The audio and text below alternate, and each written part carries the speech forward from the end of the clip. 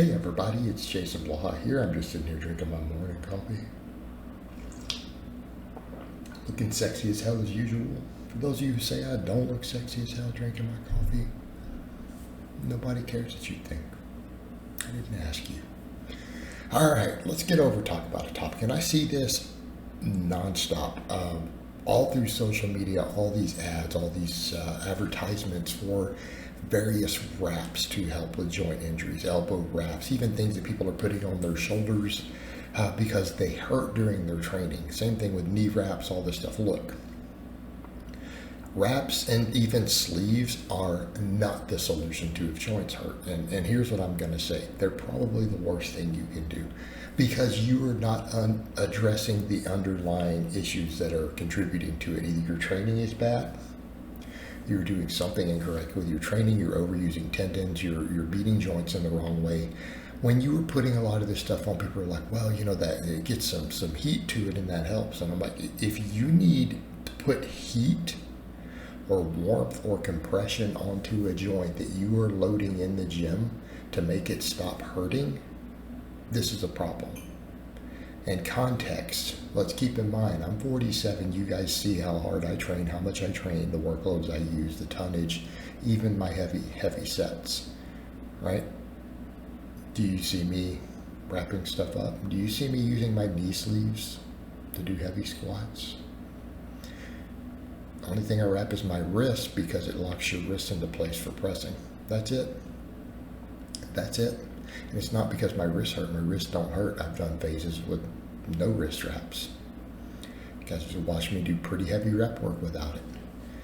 So it's not a problem that you need to fix this way. And what I'm saying is I obviously have my training dialed in. I know what I'm doing. I know how to take care of my joints and tendons. The problem is if you're doing this, you are masking the pain. All right? Does anyone understand why this is a problem? The pain is there because something is wrong. The pain is there because your body is saying, hey, there's some sort of damage or inflammation, and you are now subjecting it to loads it can't handle, either the angles or technique you're using, or just your inflammation in general is so bad that I'm going to hurt. So then you're going to keep loading it till you injure yourself because these objects are not protective. In fact, wraps can be the opposite. Wraps around joints that are moving can actually injure the joint further.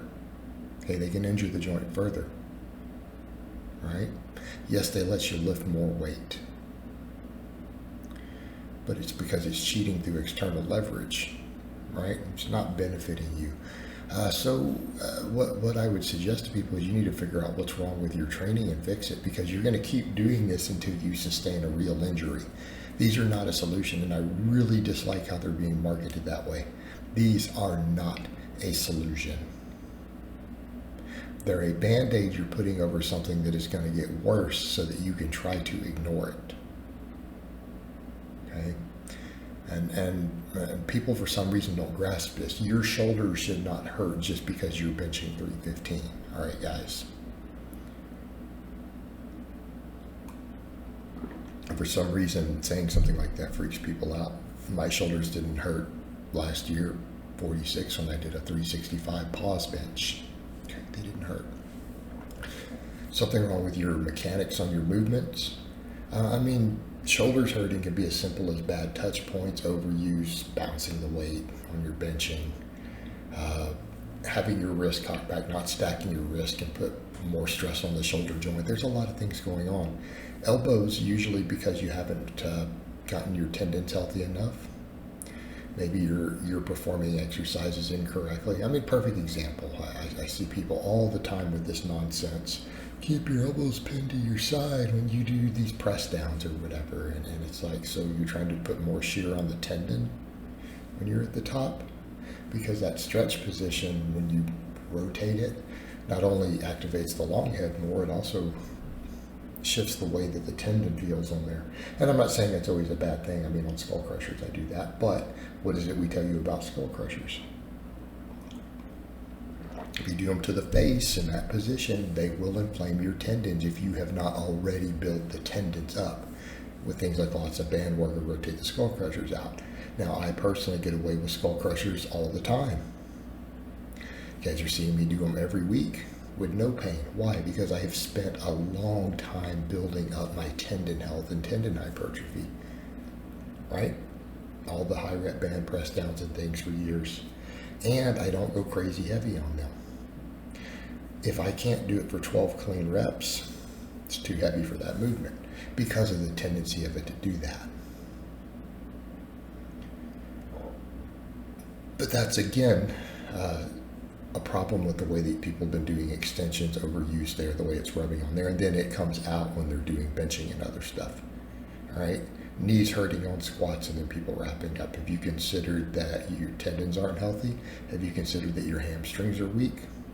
Have you considered if there's a problem with your technique?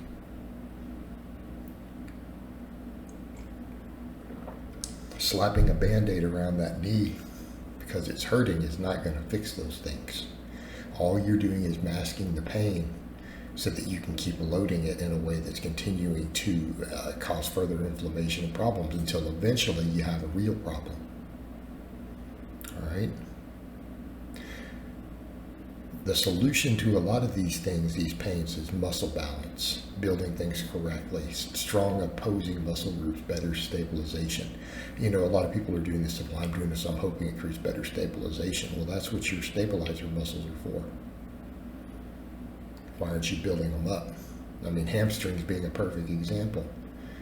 If your knees are hurting on squatting,